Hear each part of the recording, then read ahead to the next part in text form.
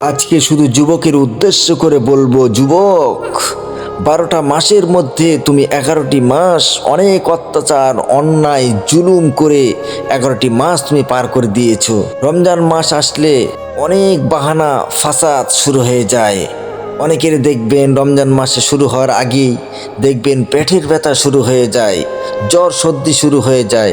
আর কতদিন চলবে এই বাহানা?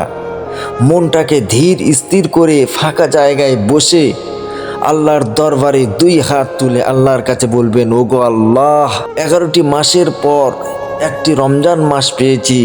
এই রমজান মাসে আমাকে আল্লাহ 30টি রোজা রাখার তৌফিক দান করুন এবং 30টি রোজার সঙ্গে সঙ্গে 30টি তারাবি পাবন্দির সঙ্গে পড়িয়ে নেওয়ার তৌফিক দান করুন।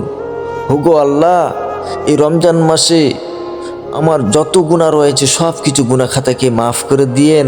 যুবক, এই নিঃশ্বাসের কোনো বিশ্বাস নেই।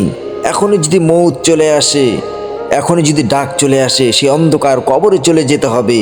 সে অন্ধকার কবরে তোমাকে জিজ্ঞেস করবে না তুমি কোন পার্টির নেতা ছিলে, তুমি জজ না ব্যারিস্টার না ডক্টর না ইঞ্জিনিয়ার, এগুলো কিছুই জিজ্ঞেস করবে না। শুধু জিজ্ঞেস করবে, তোমাকে এত সুন্দর যৌবন দিয়েছিলাম, তুমি যৌবনটা কোন কাজে ব্যবহার করেছো?